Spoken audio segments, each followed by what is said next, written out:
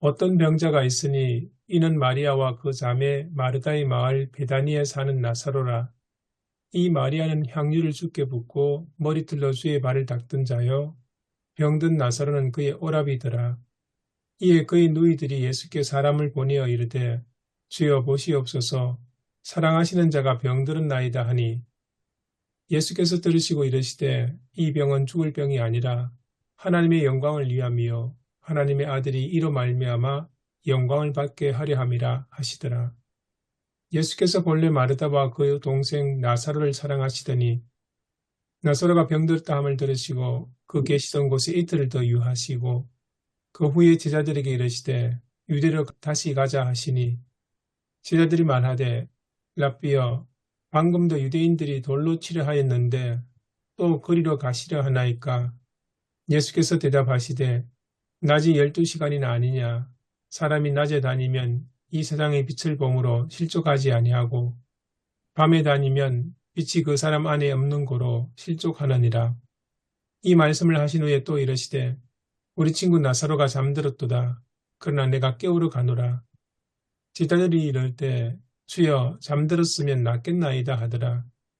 예수는 그의 죽음을 가리켜 말씀하신 것이나 그들은 잠들어 쉬는 것을 가리켜 말씀하심인 줄 생각하는지라. 이에 예수께서 밝히 이르시되 나사로가 죽었느니라.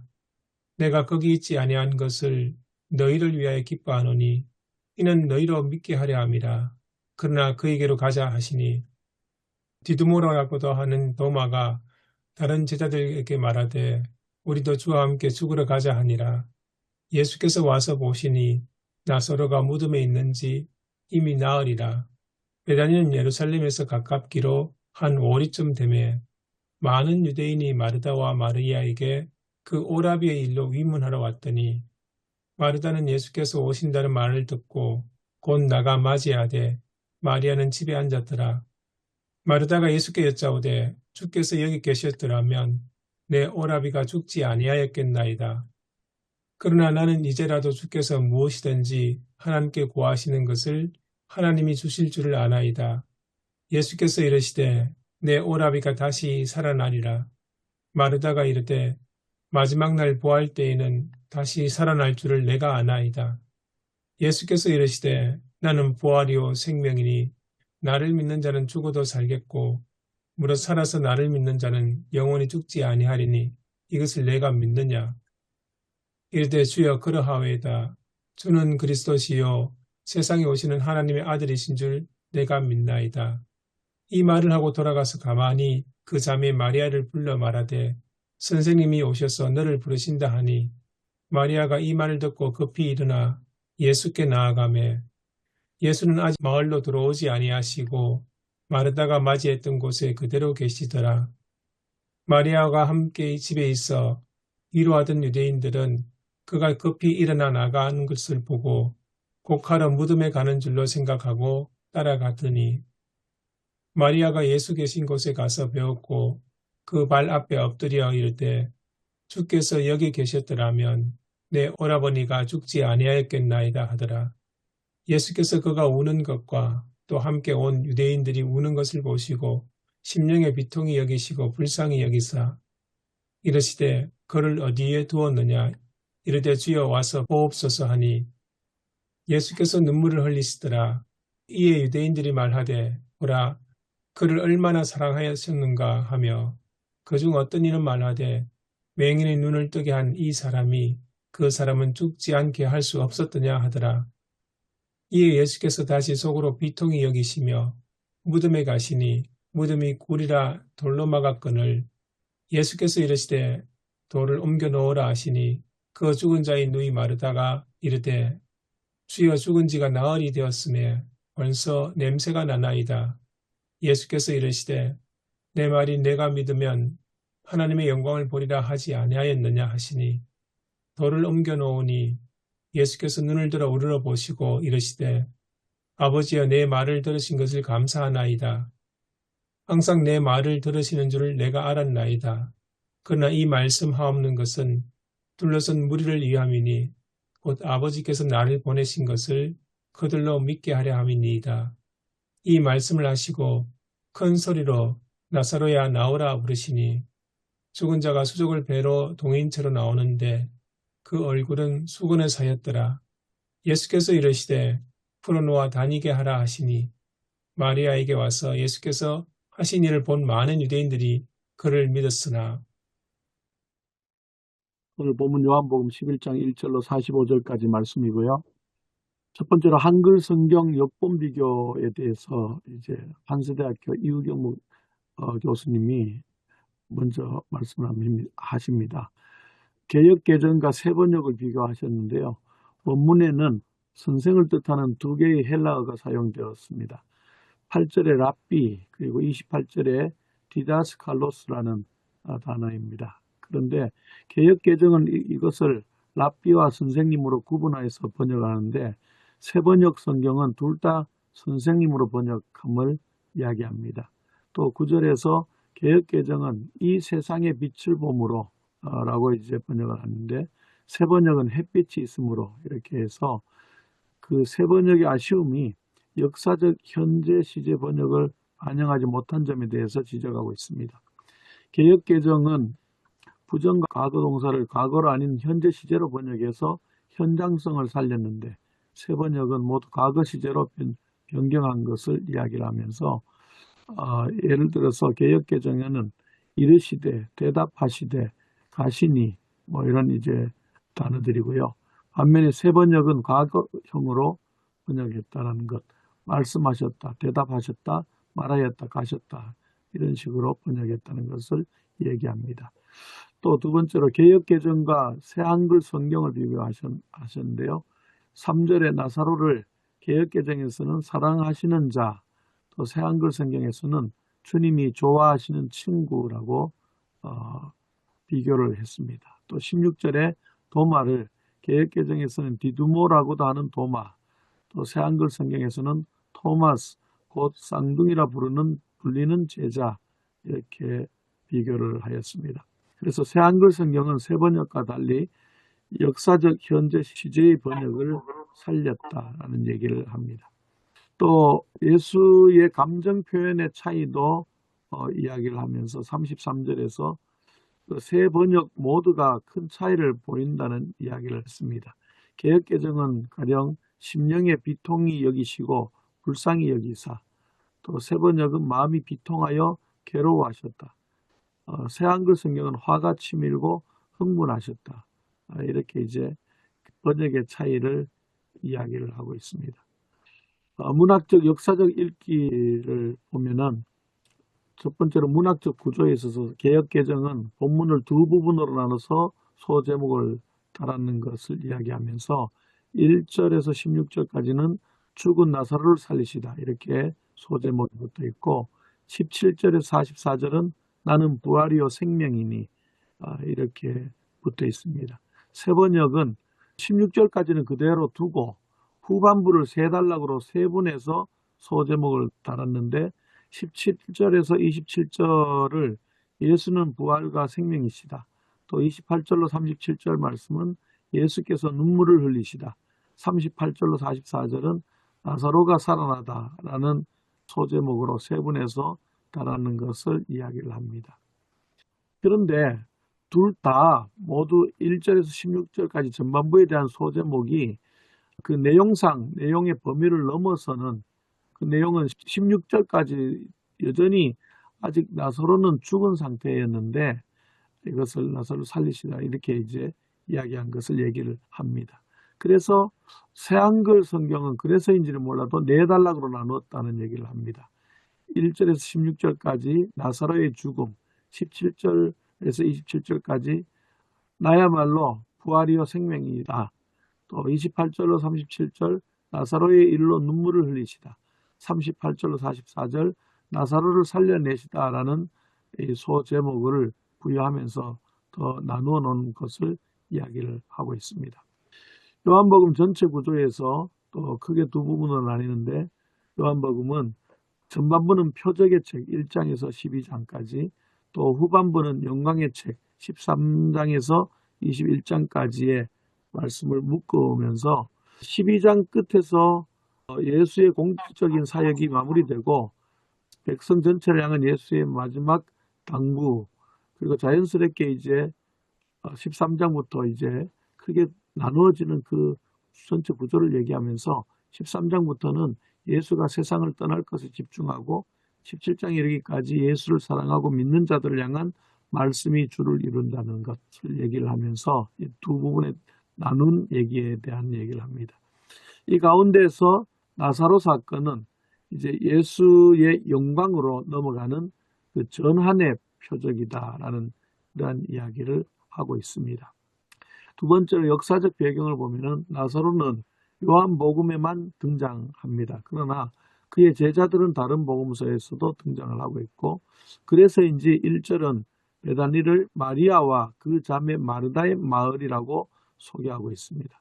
베다니는 예루살렘 근처고 또 예수께서 예루살렘 방문 시에 머물렀던 곳이고, 예수는 그들 집에 거하며 아마도 돈독한 관계를 맺었을 것을 이야기를 하고 있고요. 예수의 지연에 대해서 나사로가 병들었다는 소식을 듣고도 예수는 이틀을 더 기다린다. 그 사이에 나사로는 죽고 예수가 도착했을 때 무덤에 있은 지 4일째였고, 당시 유대인들은 사람의 영혼이 죽은 후에 3일 동안 시체 주변에 머문다고 생각했기 때문에 나사로는 완전히 죽음이 확정된 상태였다는 것을 이야기를 합니다. 유대의 또 장례 관습을 보면은 사망 당일날 매장을 하고 이후에 3일 동안 큰 소리로 애도하는 그러한 기간으로 삼는데, 예수님은 바로 그 애도의 마지막 순간에 도착했다는 거죠. 그리고 큰 소리로 나사로야 나오라 라고 말하는데 그것은 죽음에 대한 애도가 아니고 부활과 생명으로의 초대였다는 것을 이야기를 하고 있습니다. 큰 3번의 신학적 명상적 읽기로 요한복음의 특징은 영적 복음서라고 흔히 이야기를 하고 있고요. 그 특징이 보면은 헬레니즘의 철학적 개념 로고스를 차용해서 예수의 신적인 정체성을 강조를 하고 있고, 또 비유보다는 긴 담화를 통해서 기록하고 있습니다. 그래서 요한복음은 과거 예수의 이야기, 또 그 예수를 신앙했던 초기 교회의 이야기가 중첩되어져 있는 책이라는 얘기를 하고 있습니다. 또 나사로의 의미에 대해서 다른 복음서는 나사로를 전혀 언급하지 않는데, 또 이 요한복음 본문에서는 예수가 나사로를 사랑했다고 반복해서 표현하는 것을 보게 됩니다. 특별히 3절에서 예수가 사랑하는 자라는 표현으로 인해서 나사로가 요한복음에 예수가 사랑하는 익명의 제자라는 주장의 근거가 되기도 했다고 합니다. 그래서 예수가 사랑하는 나사로는 예수가 사랑하는 모든 그리스도인을 대표한다. 즉 나사로의 소생 이야기는 초기 교회의 이야기이며 동시에 또한 우리의 이야기이기도 하다라는 얘기를 하고 있습니다. 또 마르다의 신앙에 대해서도 마르다는 예수를 만나서 이렇게 고백을 합니다. 주는 그리스도시요 하나님의 아들이시다. 이 고백은 베드로의 고백과도 유사한데, 그러나 이 마르다의 행동은 완전한 믿음을 보여주지는 못하는 것을 얘기를 합니다. 예를 들어서 예수 앞에서는 주님, 마리아에게 가서는 선생님으로 호칭이 바뀌는 것을 보게 됩니다. 또 무덤을 열라는 명령에 이미 냄새가 납니다. 그러면서 난색을 표하는 모습을 보여주는 가운데서 온전한 신앙으로 나아가지는 못하는 것을 이야기를 합니다. 그래서 이 지점에서 예수를 믿는다는 것이 무엇인가라는 질문이 생기고, 예수를 그리스도 및 하나님의 아들로 믿는 것과 예수를 부활이요 생명임을 믿는 것은 과연 같은 믿음인가라는 그 질문을 얘기하고 있습니다. 또 예수의 분노에 대해서 마리아와 사람들이 울 때 예수의 감정이 묘사되는데, 원문의 의미는 슬픔보다도 분노에 가깝다는 거죠. 왜 분노했을까라는 얘기를 하면서 35절에서 그 이유를 얘기를 하면서 예수는 나사로가 어디 있는지 묻고, 그때 사람들은 와서 보라 라는 얘기를 하는데, 이 말은 예수의 공생의 첫 시작에서 1장 39절에서 예수님께서 사람들을 생명으로 초대하면서 말한 와서 보라라는 얘기인데, 그러나 그 공생애의 말미에 사람들은 똑같은 말로 예수를 죽음의 현장으로 초대하는 말이 되었다. 이것이 예수의 분노의 이유다라는 얘기를 하고 있습니다. 또 선한 일의 의미에 대해서 제자들은 유대로 가면 돌에 맞을까 두려워합니다. 예수는 이미 이렇게 말합니다. 선한 일을 행한 자는 생명의 부활로 나오리라고 얘기를 하셨는데 오늘 본문은 그 선한 일을 설명합니다. 나는 부활이요 생명이니 나를 믿는 자는 죽어도 살겠고 살아서 믿는 자는 영원히 죽지 아니하리라. 즉 선한 일은 예수를 믿는 것이고 그런데 나사로는 무덤에서 예수의 음성을 듣고 나사로야 나오라. 그리고 그는 무덤에서 나오죠. 믿음은 결국에는 부활과 생명으로 이어진다는 것. 그것을 이야기를 합니다. 본문 주석의 설교 적용으로 요한복음의 나사로 이야기는 단순한 과거 사건이 아니고 초기 교회의 신앙 고백이고 오늘 우리의 이야기이기도 하다. 예수는 지금도 우리를 사랑하시며 그 사랑은 삶의 현장에서 부활과 생명을 가져온다는 이야기로 이야기를 합니다. 또 오늘 본문에서 마르다의 문제가 또한 우리의 문제이기도 하다라는 것. 마르다는 예수를 주님이라고 불렀고 그리스도와 하나님의 아들이라는 고백까지도 하였지만은 여전히 그의 깊은 심중에는 예수는 선생이다라는 거죠. 그래서 나사로가 즉시 살아날 수 있다는 부활의 약속을 믿지 못했다라는 겁니다. 그가 똑같이 입으로만 믿는다고 외치는 우리에게 예수는 외치신다. 네가 믿으면 하나님의 영광을 보리라 라는 말씀입니다. 또 예수님은 요한복음 5장 28절에서 무덤 속에 있는 자가 다 그의 음성을 들을 때가 오나니라고 말씀합니다. 하지만 사람들은 그때가 그저 종말적인 먼 미래 사건으로 생각한다는 거죠. 그래서 현재의 시간, 삶을 무덤 속의 시간처럼 살아가는지도 모른다고 지적하면서 하지만 예수는 그런 우리를 향해서 화를 내시면서도 또 눈물을 흘리신다라는 겁니다. 그리고 그의 음성을 들을 때는 바로 지금이라고 이야기를 하고 있습니다. 설교는 황영태 감동교회 목사님이 아예 딱 이렇게 잘 정리를 해 놓으셨더라고요. 그래서 그냥 그대로 옮겨놨습니다. 함께 고민해 볼 질문에 대한 것은 나는 정말 부활을 믿는 신앙을 가지고 있는가? 우리가 예수를 믿는다고 말하면서도 죽음의 현실 앞에서는 세상 사람들과 똑같이 절망하거나 똑같이 반응하고 있지 않은가? 또 두 번째 질문, 나는 지금 무덤 속이 아니라 생명의 자리에서 살고 있는가? 우리는 신앙을 현재 생명 사건이 아닌 미래의 그저 희망 정도로 축소시키고 있는 건 아닌가? 라는 질문이고요. 또 목회자와 교회는 사람들을 무덤 안에서 위로하는 공동체인가 아니면 무덤 밖으로 불러내는 공동체인가? 라는 질문을 제시합니다. 이상입니다.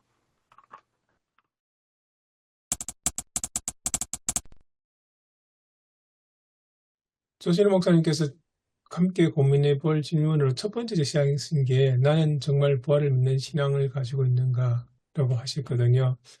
이 이야기하고 조금 결은 다르지만 함께 먼저 이야기해 봤으면 좋겠다는 게 뭐냐면 마르다가 이해했던 마지막 날의 부활하고 예수님이 말씀하신 나는 부활이요 생명 사이에 어떤 차이가 있는지 그 이야기를 먼저 해보고 오늘 조실 목사님이 말씀하셨던 걸 연결하면 어떨까 싶습니다. 그리고 이제 부활에 대한 이야기가 본문에도 마르다가 했던 이야기가 있고 예수님이 하셨던 이야기가 있는데 두 사람이 했던 그 이해 차이는 어떤 차이가 있는지 그 이야기를 한번 나눠봤으면 좋겠습니다. 얼핏 드는 생각은 지난 조신우 목사님 말씀하셨죠. 요한복음에 계속 반복되는 주제가 에고 에이미. 나는 나다. 나는 부활이요 생명이다. 오늘 본문 말씀. 예수가 십자가에 달리고 3일 만에 비로소 부활하신 것이 아니라 예수님은 부활이요 생명이에요. 처음부터.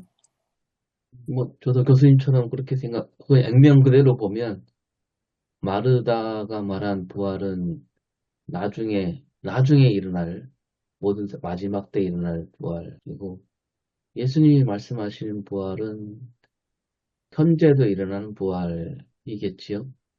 네. 하나님 나라가 가까이 왔다는 말하고도 통하는 말씀이 아닌가. 예, 맞습니다. 또 초대교회 때 마라나타 기도. 예. 예, 부활하신 주님 오시옵소서. 어떤 생물학에서 말하는 다시 살아나는 그런 얘기보다는 예수님은 그런 의미를 넘어서서 어떤 그 하나님을 믿는 믿음 안에서는 우리 삶이 여기서 그냥 끝나는 것이 아니다. 죽는다고 할지라도 그게 끝이 아니다. 이런 의미로 말씀하신 거라고 저는 그렇게 받아들이고 있습니다. 저도 똑같은 생각인데요. 마르다가 얘기한 것은 종말론적인 어떤 부활을 얘기를 하는 것 같고, 예수님은 예수님 자체가 생명이고 부활이고, 그러니까 예수 안에 있는 어떤 생명을 말하는 것이 아닌가. 그러니까 이제 로마서 5장 여기 보면 12절하고 연결되는데요. 그냥 본문만 5장 11절 읽어주면 읽어드리면 이렇습니다. 한 사람을 통해서 죄가 세상에 들어왔고 그 죄를 통해 죽음이 들어왔는데 한 사람, 그러니까 아담이 죄를 지었고 그 죄로 말미암아 아담 이후로 모든 사람이 죽어 있다는 거예요. 로마서 5장 14절 아담으로부터 모세 이르기까지 죽음이 사람들을 지배했습니다. 우리가 생각하는 생물학적 죽음은 아니죠. 죄로 말미암아 모든 사람이 죽어 있는 상태인데 거기에서 오늘 본문 말씀 예수는 나는 부활이요 죽음에서 부활이요 동시에 생명이다 선포하시고 그리고 실제로 죽어 있는 나사로를 살려주신 사건으로 저는 그렇게 이해하고 있습니다. 예, 그렇게 보신다면 조신호 목사님께서 1번에 그 갈로 안에 넣으셨던 예수를 믿는다고 말하면서도 죽음 현실 앞에서 세상 사람들과 똑같이 절망하고 있지는 않은가. 어쩌면 이렇게 보신 게 오늘 교인들도 마르다처럼 부활을 미래의 일로만 생각하고 현재 삶에서 그 부활의 생명을 체험하지 못하는 그런 것이 아닐까 생각이 들거든요. 그러면 설교에서 지금 여기서 시작되는 부활, 이걸 어떻게 구체적으로 좀 설명하면 좋을까요? 이게 참 난제인 것 같습니다. 블루마르트를 가져와서 설명드리면 블루마르트의 핵심이거든요. 사실은 핵심을 말씀드리면 블루마르트가 오랫동안 고뇌하고 기도하면서 이제 깨우친 하늘의 말씀은 예수는 부활이요 생명이다. 이 말씀을 성경 66권 가운데 가장 중요한 말씀인데 블루마르트가 목회했던 독일 교회의 현실은 첫 번째 죽음은 모든 교회 가르침이 교리로 굳어져 있다는 거예요. 화석화된 교회. 그걸 굳어 있는 게 죽음이라고 봤습니다. 우리말로 하면 고인물이죠. 고인물이 곧 죽음의 현상이고. 그 다음에 두 번째는 독일 교회를 실제로 지배하는 것은 루터 이후에는 그 영주 아니겠습니까? 각 지역의 영주. 그러니까 교회를 실질적으로 지배하고 통치하는 것은 영주이고, 영주가 모든 것을 좌지우지하고, 목사는 그냥 설교권 정도밖에 없는데, 그런 교회 상태가 죽어 있는 상태다. 그리고 교인들이 자기가 목회하는 교회, 그 블루마르트가 신유 원사가 있었지요. 그래서 이제 기도하러 병 고치러 온 사람들이 참 많았는데, 그분들이 자기 기도하면 병을 고친다는 것은 믿기는 믿지만은 오늘 본문처럼 예수가 부활이요 생명이시기 때문에 우리를 치유하신다고 아니고 그냥 예수를 그냥 내 병 고쳐주는 의사로만 이해한다는 거죠. 병 고치는 게 우선이고 예수는 그 다음이고 그래서 블루마르트가 종합적으로 이야기합니다. 오늘날 독일 교회는 19세기 독일 교회는 예배당 꼭대기 십자가는 있는데 실제로 보면 예수는 저기 교회 한쪽 구석에 처박혀 있는 상태고 교회를 지배하는 것은 황제의 권력이고 또 교리이고 독일 정통주의 그 다음에 교인들의 이기주의 이런 것들이 교회를 지배하고 있는데 이것이 죽어있는 교회다. 죽어있는 교회를 어떻게 하냐? 부활하신 그리스도, 생명이신 그리스도. 이제 이렇게 좀 요약이 됩니다. 이걸 헤쳐나오느라고 블룸하르트가 한 10년 이상 목회하면서 고민에 고민을 거듭하고 이제 그거를 제가 좀 요약해 드립니다. 현재 우리나라 교회 같으면 제가 하나 더 붙이면 이념이 좌든 우든 간에 이념이 교회를 지배하는 거예요. 예수 그리스도의 몸된 교회여야 되는데 이념이 교인들의 생각을 지금 좌지우지하고 있다는 거예요. 요즘 교회를 보면은 예수 생명이 없는 것 같아요. 예.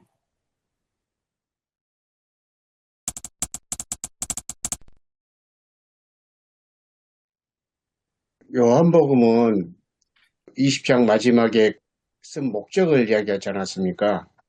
예수님을 믿고 생명을 얻게 하려는 것이다. 그렇게 이야기하셨는데 이제 여러 가지 확장해서 생각해 볼 수도 있겠지만 일단 요한복음 자체로 본다고 한다면 무엇이 생명인가? 그랬을 때 요한복음은 예수님을 믿는 것이 그 자체가 생명이다. 다시 말해서 오늘 본문으로 돌아오면은 부활이요 생명이라서 무엇이 부활이고 생명이냐? 그랬을 때에 예수님을 믿는 것을 부활이요 생명이다. 그렇게 말한 것이 아닌가 하는 생각이 좀 언뜻 들기는 하거든요. 그래서 일단은 본문 속에서 요한복음 속에서 말하는 그것은 그 예수님을 믿는 것으로 이렇게 이해하면 어떨까 그런 생각이 듭니다. 예, 그래서 이제 요한복음에 저도 이제 교회력과 성서의정과에 따라서 본문들을 이렇게 범위를 정한 것을 또 이번에도 참 놀랍다. 이게 그냥 대충 잘라가지고 이렇게 편집한 게 아니고 참 그 신학적인 깊이를 가지고 본문을 이렇게 정했구나 하는 것을 좀 다시 한번 또 느꼈고요. 그래서 우리 지난주에도 본문이 굉장히 길었지 않습니까?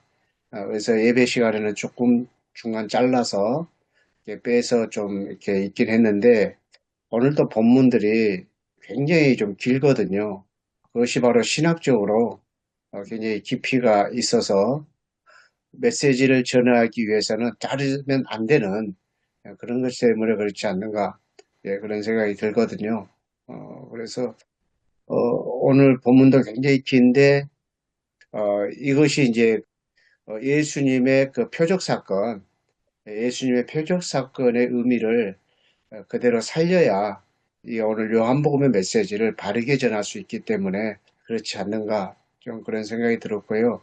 그 예수님의 그 표적 사건은 예수님을 믿게 하는 것이거든요. 예수님을 알아보고 예수님을 믿고 예수님을 보고 믿고 그러니까 참빛을 보고 믿고 그래서 그 믿는 것이 바로 현재의 우리의 부활이요 생명이다. 이제 그것을 이제 요한복음이 또 갖고 그리고 이제 AD 90년에 있었던 그러한 그 시대의 상황들 속에 그 기독교에 대한 정체성을 더 분명히 갖게 해줄 수 있는 것이 아닌가. 그래서 어떤 믿는다고 했을 때 그 믿는 것을 또한 이제 그 표적 사건의 의미로 봤을 때에는 예수님의 신적 정체성, 그것을 믿는다는 거죠. 신적 정체성을 믿는 것, 그것이 바로 이제 우리에게 그것이 가져다주는 우리 현재 구원이다. 그것이 이제 요한복음의 맥락이 아닌가 그런 생각이 좀 들고요. 그런 의미에서 저는 어제 설교는 굉장히 부족했었다. 저는 저 스스로 좀 생각을 많이 하고 있습니다. 많이 좀 요한복음에 대한 이해가 전혀 없이 거의 설교를 준비했던 것은 굉장히 저로서는 굉장히 많이 부족했다. 그런 생각을 좀 많이 조금 가지고 있습니다. 문 목사님 말씀을 이어받아서 이제 믿는 것이 뭐냐 했을 때의 믿음이란 것에 대해서 표적, 그 예수님이 요한복음 15장의 그 비유와 은유라고 표현해야 되겠죠. 참 포도나무, 예수님은 참 포도나무고 우리는 그 포도나무에 붙어 있는 가지로서 포도나무 큰 줄기에 가지가 붙어 있으면 그거는 이제 생명이 있지 않습니까? 붙어 있지 못하면 분리돼 버리면 예수 그리스도 분리돼 버리면 말라 비틀어져서 불살라지는 심판. 그렇기 때문에 믿는다는 것은 예수와 나와의 관계, 그러니까 마틴 부부처럼 나와 너의 관계, 예수님과 아주 찰싹 들어붙어가지고 거기서 예수의 생명을 공급받고 또 예수와 늘 교류하는 그런 관계. 그것이 믿는다는 것으로 저는 이제 그렇게 이해되거든요. 하나만 더 기왕 말씀을 드렸으니까 더 이제 신학 사상사 쪽으로 말씀드리면 19세기 초반에 이제 우리가 잘 아는 슐라이어마흐 같은 경우에는 먼저 슐라이어마흐가 정말 참 싫어하는 게 교리였습니다. 정통주의. 독일 교회는 모조리 이제 태어나면서부터 요람부터 무덤까지 교리 교육을 하고 교리 암송을 하고 이러니까 경건주의자들도 머리로만 아는 지식의 신앙이 그게 뭐냐. 믿는다는 것은 가슴 아니냐는 거예요. 가슴에 신앙이 있어요. 이게 이제 경건주의자들인데 그 슐라이마흐 같은 경우는 모라비안, 진젠도르프의 영향을 총선 시절에 많이 받기도 하고 그렇게 자라면서 그러면서 신앙이 뭐냐. 교회가는 교리적 신앙이 아니고 그 다음에 두 번째는 그 당시 계몽주의 순수 이성 비판에서 나오는 것처럼 이제 생각, 윤리, 도덕으로만 이성의 한계 내에서의 어떤 신앙 거기에 대해서 슐라이마흐는 굉장히 권위하고 비판을 하고 그러면서 치고 나오는 게 신앙론에서 나오는 것은 그 양자를 다 비판하면서 정통주의도 비판하고 계몽주의도 비판하면서 나오는 게 신앙이란 것은 이성적인 생각, 땡켄도 아니고 그 다음에 윤리, 도덕도 아니고 그러면 신앙은 우주에 깃들어 있는 하나님의 생명과 사랑을 온몸으로 흠뻑 느끼는 것. 그러니까 감성은 아닙니다. 이건 감정은 아니고 온몸으로 흠뻑 느끼는 것.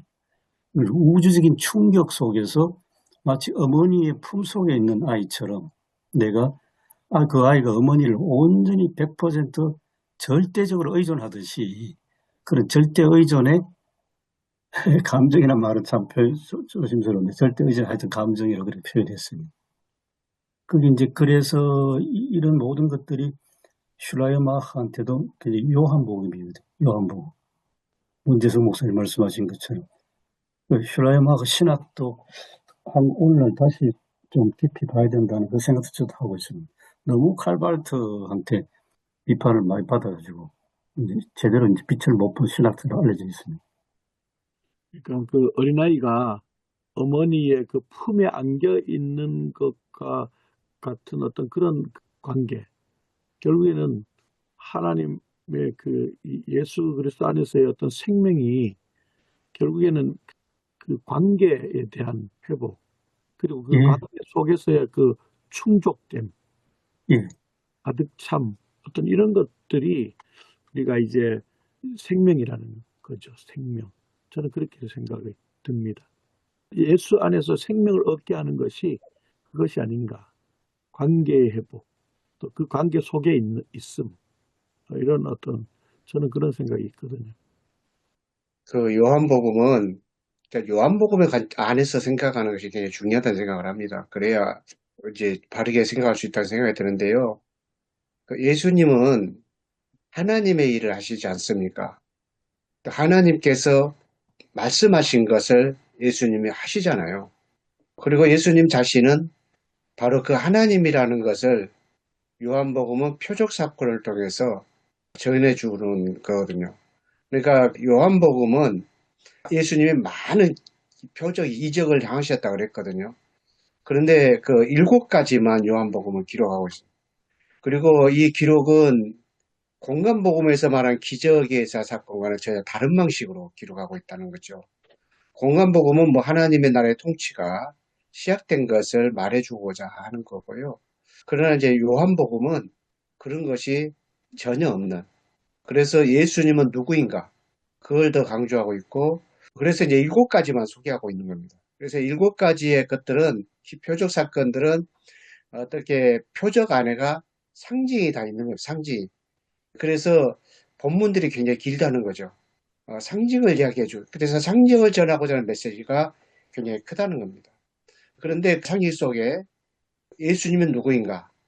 그랬을 때 이제 하나님과 관계하시는 신적인 존재, 신성을 굉장히 강조하고 있는. 그렇지만 꼭 신성만을 이야기하지 않고 굉장히 기독론적으로 포괄적으로 모든 것을 영지주의를 극복하고 또 유대 율법주의를 극복할 수 있는 그런 예수 그리스도를 이야기하고 있는 것. 그래서 이제 예수님이 신적인 존재로서 하나님이 하시는 일을 예수님이 하신다는 거죠. 또 아까 이제 그 포도나무 연결하는 것처럼 그와 같이 우리도 연결되어질 때 그것이 바로 생명이다. 그것이 바로 영생이다. 저는 이것이 요한복음의 좀 이야기가 아닌가 좀 그런 생각이 좀 들거든요. 그래서 그 예수님의 그 표적 사건 중에 어떻게 보게 되면은 나사로 사건은 정점의 부분이라고도 이야기할 수도 있고요. 어떻든 좀 그런 쪽에서 좀 생명의 의미를 좀 생각하면 더 이렇게 요한복음적이지 않을까 그런 생각을 합니다. 그래서 그 빛이신 사건, 예수님 세상에 빛이셨다라고 하는 이제 어제의 본문도 또 이제 예수님의 표적 사건과 또 다마 여러 가지 말씀들 이게 같이 구조로 얽매여 가진 그런 것인데 예수님이 그 참 빛이신 것을 바리새인들은 못 봤잖아요. 그럴 때 이제 그 빛이신 예수 그리스도는 에고 에이미 나는 나다라고 하는 그런 표현들에 대해서 예수님은 그것을 이제 보여주고 깨닫고 믿게 하는 것이 나에게 이제 그 이 세상에 오신 목적이었다. 또 그렇게도 이야기하시고 또 그렇게 연결되고 그런 것 같습니다.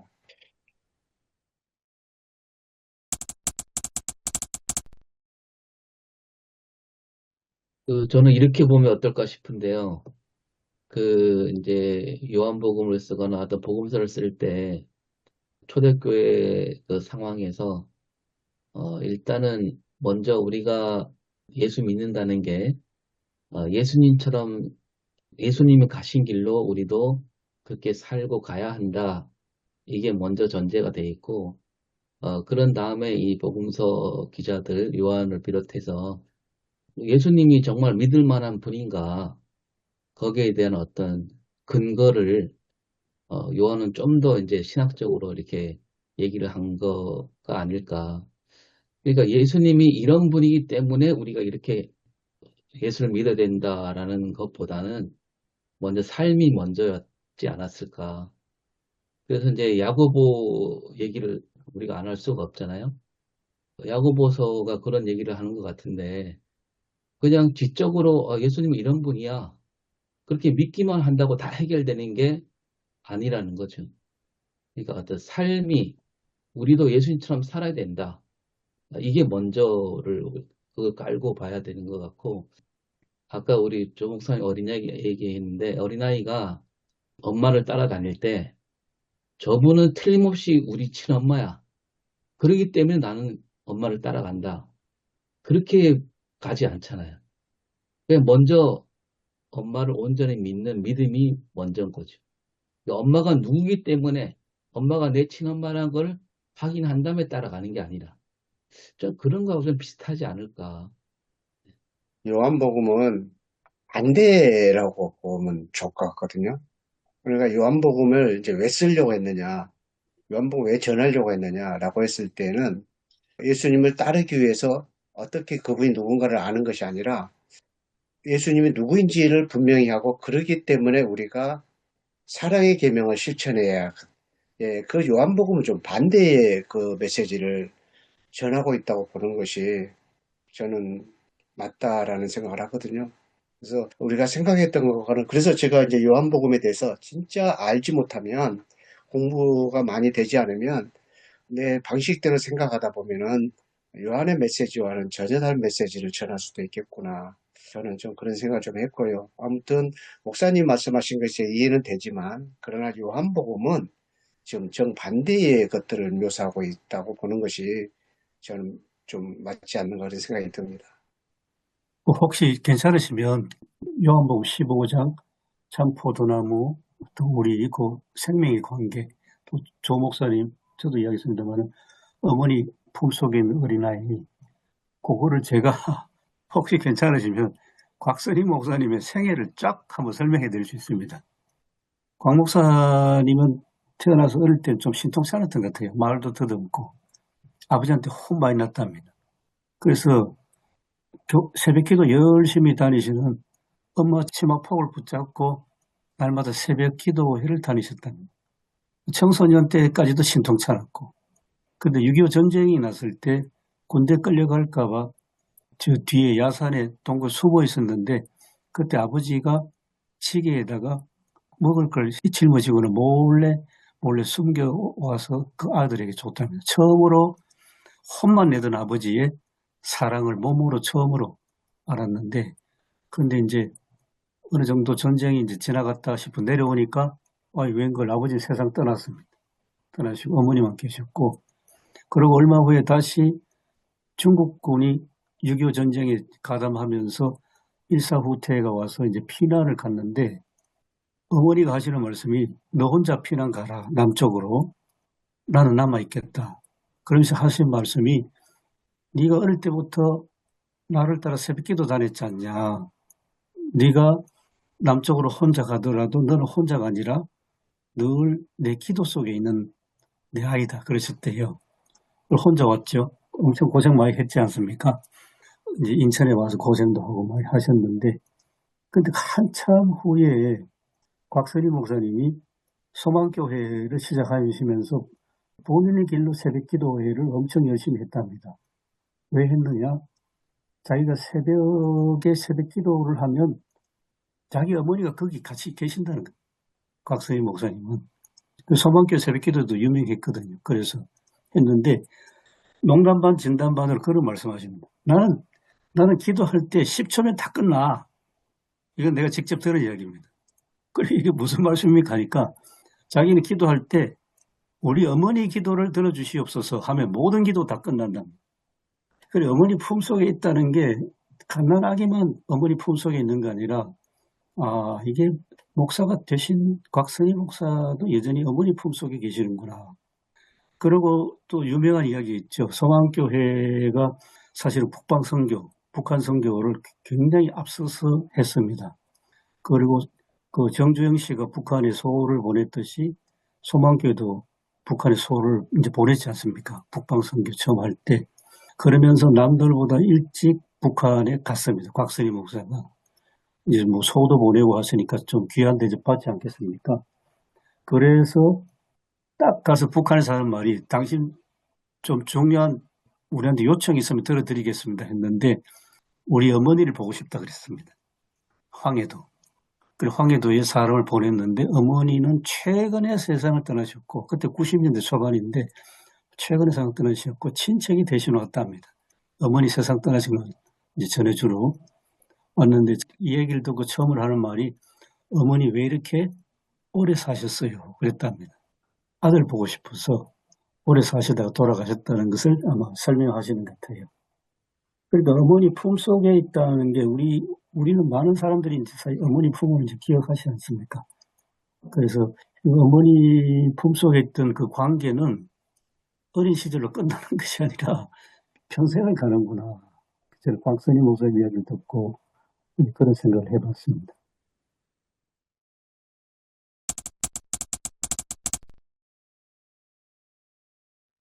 예, 그 주제를 조금 바꿔가지고 마르다의 고백이 굉장히 정통적인 신앙 고백처럼 훌륭한 것처럼 보이는데 왜 여전히 본문을 보면 그의 믿음은 좀 미완성된 것처럼 보이는지 거기에 대해서 같이 이야기 좀 나눴으면 좋겠습니다. 근데 뭐 복음서에 나오는 모든 사람이 뭐 제자들도 마찬가지고 베드로도 뭐 위대한 신앙 고백을 했다고 하지만 그게 뭐 어떤 완결성을 갖는 건 아니잖아요. 그럴 수도 없고 사실 그 예수를 믿는 신앙이 어떤 그 임계점을 넘어가는 시기는 오순절 성령 사건 이후잖아요.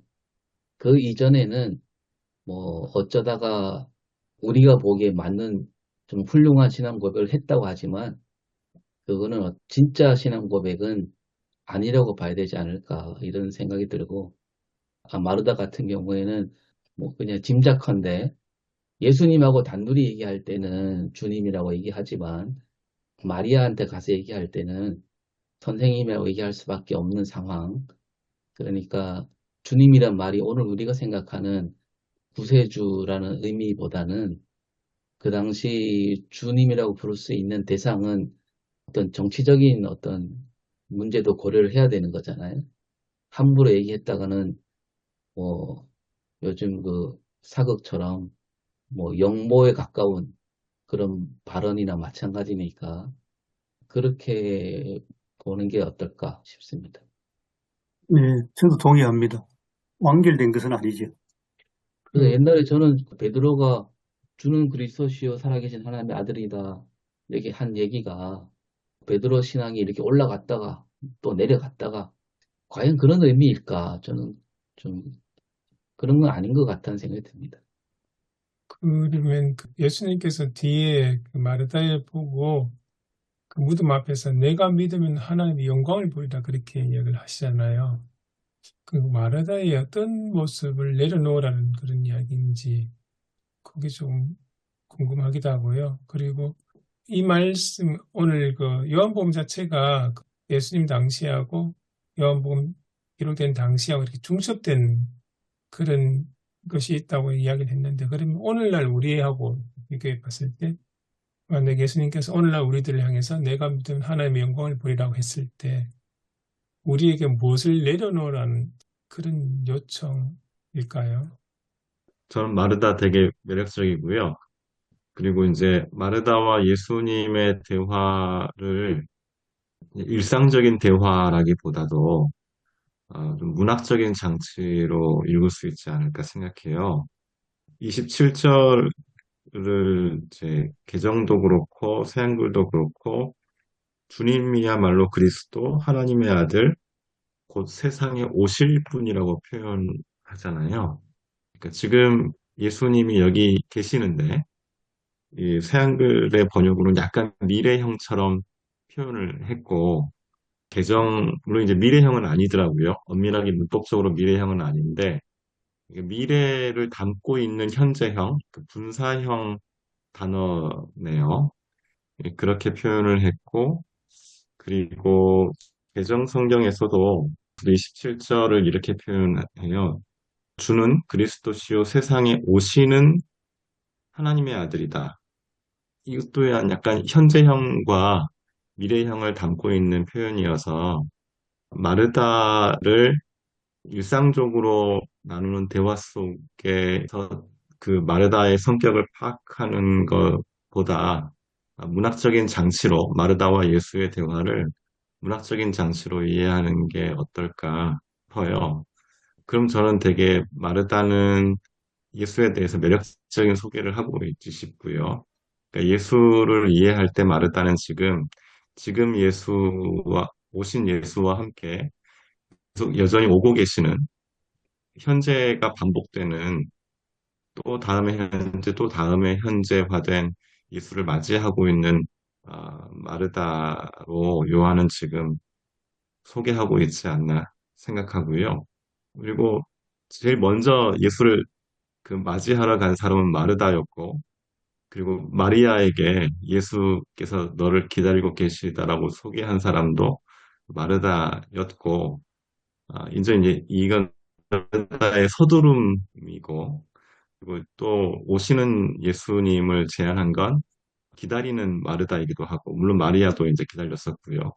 그 이민국 교수님 소개하신 책, 서두름과 기다림의 역사, 그 표현이 지금 마르다와 딱 맞아 떨어지는 것 같기도 하고, 서둘러서 예수를 맞이했고 또 예수를 기다림을 동시에 그 알려주는 그런 문학적인 장치로 예수와 마르다의 대화를 이해할 수 있지 않을까 저는 그렇게 좀 봤어요. 그러니까 요한복음이 가장 늦게 쓴 복음서라고 우리가 알고 있잖아요. 그거를 감안한다면, 그대로 받아들인다면, 아마 요한복음을 쓸 당시는 박해가 심해졌을 때가 아닐까. 그래서 요한이 복음서 쓸 때도 그런 현실의 상황이 어느 정도 반영이 돼서 쓴다고 봐야 되지 않을까. 그런 생각이 들거든요. 그래서 지금 현재 고난받고 있는 그리스도인들에 대해서 그리스도인들에게 어떤 소망이나 어떤 그런 것을 좀 더 불러일으키고자 하는 그런 관점으로 썼다고 봐야 되지 않을까 그런 생각이 듭니다. 그래서 다시 오시는 주님 얘기도 그 초대교회 당시 예수님을 간절히 애타게 기다리는 마음이 투영된 그런 표현으로 저는 그렇게 보고 싶습니다.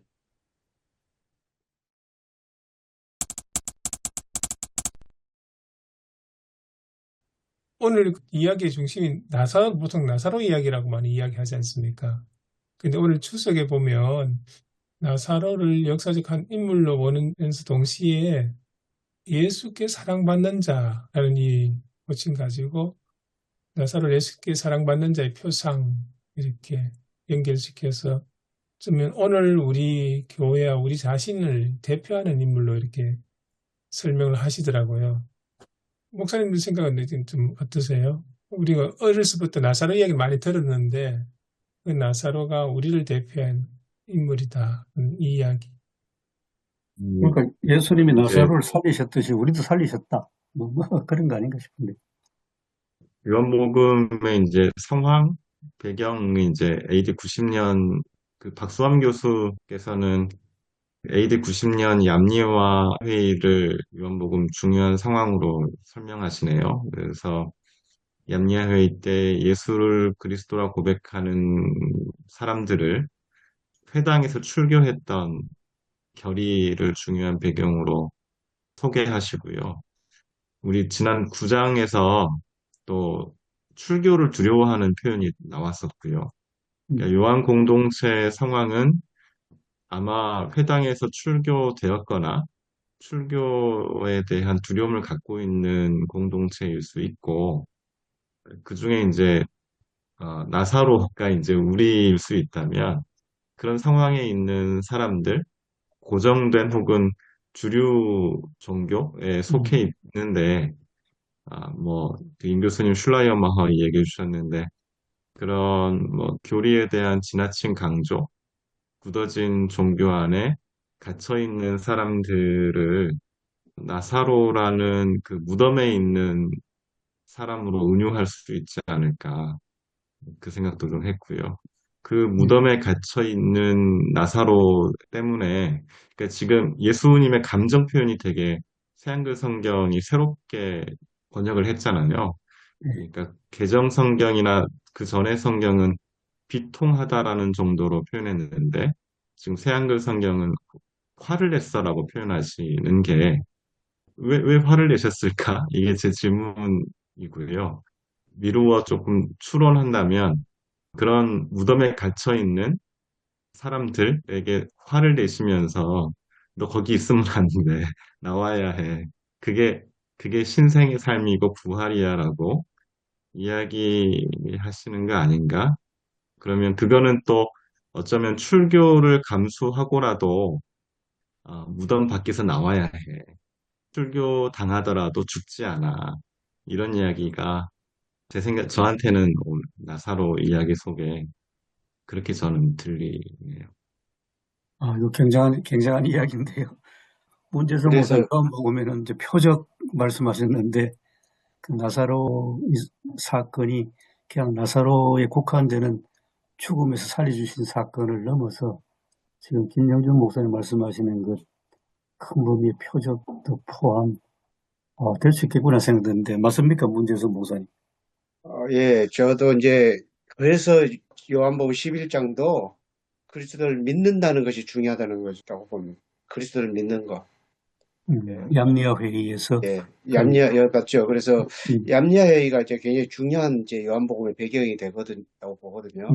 얌리아 회의 때에 이제 예수님을 그리스도라고 하면은 저주를 하고 그것을 기도문에도 넣고 얌리아 회의에서 또 그런 결정까지도 했고 그래서 이제 그런 이제 양다리 걸친 사람들, 유대교와 또 기독교, 뭐, 그렇게 사람들이 요한 공동체 안에 사람들이 있었을 거고, 또 그런 사람들에 대해서 또 분명하게 예수는 누구인가, 그걸 이야기해 줘야 되겠고, 그 예수님은 하나님의 아들이라는 것을 가르쳐 줘야 되겠고, 그래서 그 하나님의 아들을 믿는다는 것이 굉장히 중요했고, 그 믿는다고 한다면 그것이 바로 우리에게 영생이요, 부활이다.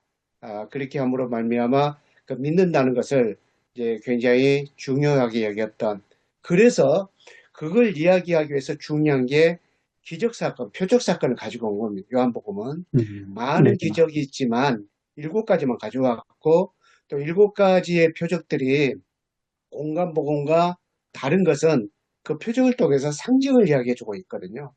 그래서 결국은 예수 그리스도를 우리가 믿어야 된다. 하나님의 아들로 믿어야 된다. 그것이 이제 우리에게 참 구원이다. 그것이 이제 저는 요한복음의 핵심이지 아닌가. 그래서 표적 사건과 연결된. 그래서 우리 김영준 목사님 말씀에 결국 그 말은 무슨 말이냐? 예수님을 믿는 거다. 그것을 이야기한 거로 보이지 않는가 하는 생각이 듭니다.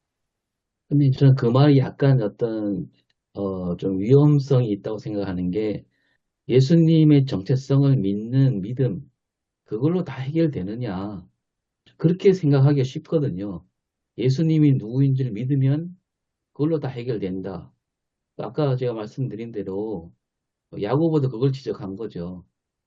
예수님의 정체성을 예수님이 누구인지 나는 믿는다.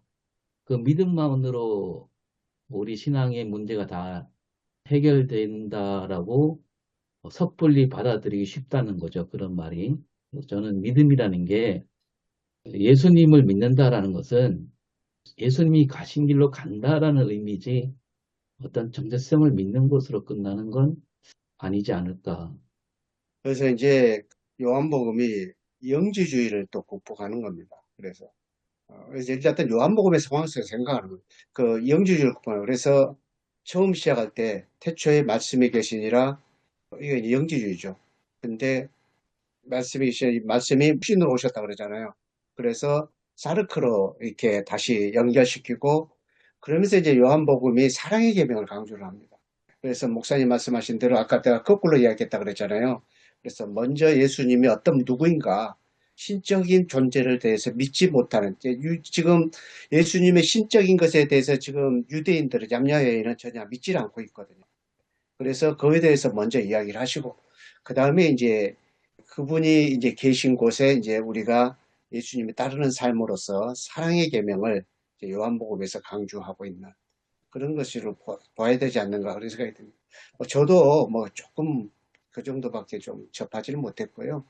좀 그 정도 좀 이해를 그것은 좀 맞는 것이 아닌가 싶습니다. 저는 이제 예수님의 정체성을 먼저 얘기했다라는 말은 요한복음이 그렇게 썼다는 거는 그건 뭐 규정사실이니까 네, 그건 그렇죠. 부인할 생각이 없고 제가 하는 얘기는 요한이 있을 때 당시 그 상황이 먼저였다는 거죠. 우리가 이렇게 어려운 상황에서 그래도 믿음을 지켜야 하는 이유가 뭐냐? 그런 의미로 요한이 쓴 거다라는 말씀을 드린 거고 또 우리가 생각해 보면 이미 그 야고보가 죽은 다음일 거 아닙니까? 그 가장 가까운 자기 형제잖아요. 죽은 다음이기 때문에 아마 요한은 그것도 그 요한복음을 쓸 때 아주 많이 어떤 영향을 미치지 않았을까. 뭐 죽음 얘기도 아마 그게 반영되지 않았을까 그렇게 한번 조심스럽게 추측을 해봅니다. 그 야고보 선교 이후에 그 정황도 생각하셨다는 거죠. 그래서 이 나사로 얘기를 쓰면서 요한 스스로도 어떤 위로도 많이 받지 않았을까 그런 생각이 듭니다.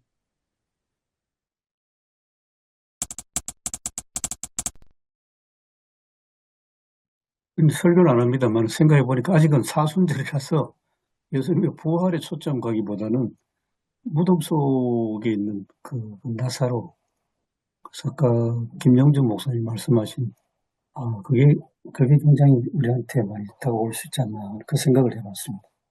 나사로야 나오너라 무덤 밖으로. 네, 말씀하신 거 듣고 보면 조실 목사님 두 번째 이제 했던 질문하고 좀 연결시켜서 생각하면 지금 우리의 삶이 예수님의 부활의 현재성을 체험하며 살아가는 게 아니고 부활은 아주 미래에 다가올 것으로 생각하고 현재는 어쩌면 무덤과 같은 그런 상황에서 처해서 살아가고 있는 것은 아닌가. 그런 우리를 향해서 오늘 예수님은 무덤 밖으로 나오라는 그렇게 말씀하시고 계시지는 않는가. 그런 정도 설교상이 되지 않을까 싶습니다. 제 두 번째 질문이 나는 지금 무덤 속이 아니라 생명의 자리에서 살고 있는가 였습니다. 같이 연결된 똑같은 얘기죠. 예. 그 예수님이 저는 이제 그 어떤 목사님이 그렇게 그 해석을 하셨는데 예수님 왜 그렇게 화를 내셨느냐? 그 화는 이 죽음이 지배하는 이 세상 또 그 죽음이 지배하는 세상이기 때문에 그것 때문에 힘들어하는 사람들 그런 사람들을 볼 때 예수님이 너무너무 안타깝게 생각하시고 죽음이 있을지라도 그걸 넘어서는 어떤 그런 소망이라고 해야 되나요? 그런 걸 좀 강조하는 뜻에서 그렇게 화를 내시지 않았을까. 저도 그렇게 동의하고, 거기에 초점을 맞춰서, 아까 뭐, 우리 김영준 목사님 출교하고 의미도 연결이 되죠. 그 출교는 뭐 죽음이나 마찬가지니까, 그 당시에. 그런 쪽으로 한번 또 이렇게 고민해 보겠습니다. 예수님은 저, 생명의 자리로 초청을 하는데 우리는 여전히 그냥 죽음의 자리에 머물고 있다는 거. 네, 네. 그러면 참 메시지가. 저는 이제 어저께 몇 권의 책을 봤는데요. 이제 그 비통이하는 그 이유는 거기서 설명들은 대개가 예수님의 신적 전체성을 잘 몰랐던 것에 대해서 설명한 것들을 좀 많이 볼 수가 있었습니다. 참고적으로 말씀드립니다. 사실은 그 요한복음 자체가 그 예수님의 그 신적 정체성을 뒷받침하는, 우리가 표적이라고 얘기하는 것이 기적과는 다르잖아요. 기적 사건이라든지 이런 것들을 통해서 예수님이 누구신가를 뒷받침하는 것이 표적이잖아요. 그러니까 그렇죠. 그런 차원에서 이제 이해를 하면 될 것 같습니다. 오늘 말씀도 굉장히 본문이 긴데요. 나사로의 사건을 통해 가지고 예수님이 부활이고 생명이다 라고 하는 것을 전하고자 하는 것이 바로 요한복음의 그 오늘 본문의 중심 메시지가 아닌가 그런 생각이 들고요. 그래서 요한복음의 표적 사건을 저도 이제 어제 설교에도 이제 고민하다가 중심 메시지를 이야기했습니다. 여러 가지 것들의 사건들 속에서 접근할 수 있는 방향들은 많이 있지만 왜 이렇게 길게 이야기를 했는가?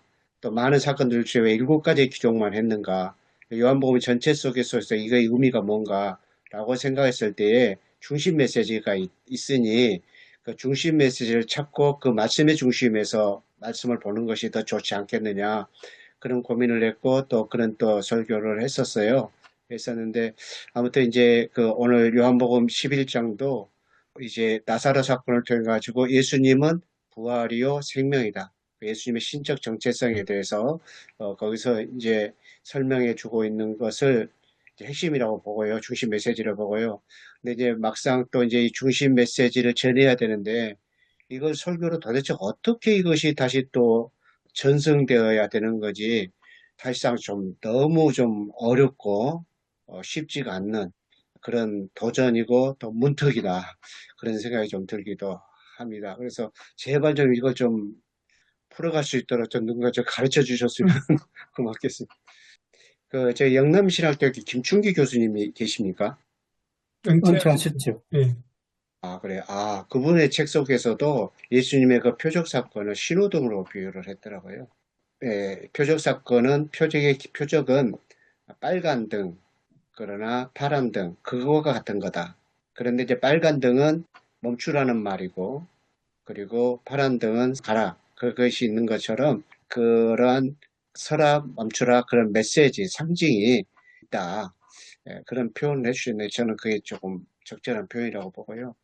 그런 관점에서 이 요한복음 표적 사건들을 보는 것이 요한복음 메시지를 바르게 전할 수 있지 않을까 그런 생각을 합니다. 제가 약간 엉뚱한 생각을 해가지고 이렇게 한번 확인해 봤는데, 요한복음을 기납법적인 어떤 예수 그리스도의 어떤 증명으로 봐도 되느냐라고 이렇게 넣어봤어요. 그랬더니 챗GPT에 그랬더니 기납적 변증 구조를 가진 복음서라고 표현하는 것이 적절하다. 그런 얘기를 하고 있고요.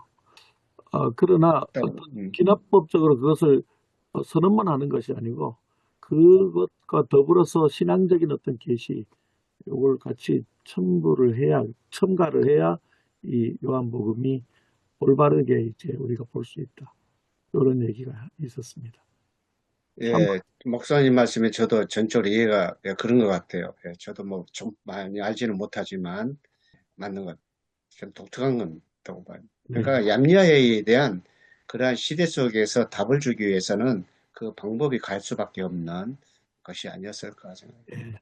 어쨌든 기록되어졌던 그 시대 상황과 더불어서 이제 예수님에 대한 분명한 이제 그 표적 사건들을 통해서 예수님이 바로 그리스도시다라는 것을 다시 한번 분명하게 말씀하시는 거죠. 저는 그렇게 봅니다.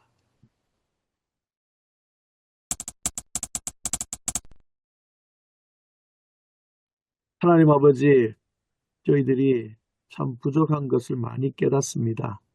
주님의 말씀 앞에서 더욱더 겸손하며 또 주님께서 말씀하시고자 하는 것을 또 왜곡되지 않게 잘 전달할 수 있는 또 능력도 또 지혜도 허락하여 주시옵소서.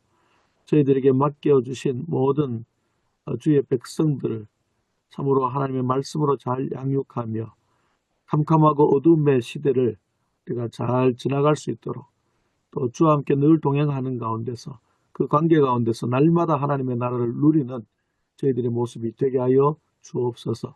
섬기는 교회들마다 참으로 주님께서 은혜를 다해 주셔서 아름다운 하나님의 나라가 세워지게 하여 주옵소서. 우리의 모든 삶도 또한 하나님의 나라가 누려지는 귀한 은혜가 있게 하여 주옵소서. 건강의 축복도 더하여 주셔서 이 모든 것들 잘 감당할 수 있도록 은혜를 더하여 주시고 가정도 평안함으로 참으로 주의 사에게 참으로 전심전력할 수 있는 저희들의 모습 되게 하여 주옵소서. 감사합니다. 예수님 존귀하신 이름 받들어 기도드리옵나이다. 아멘. 아멘. 수고하셨습니다. 고맙습니다. 네. 감사합니다. 수고하셨습니다.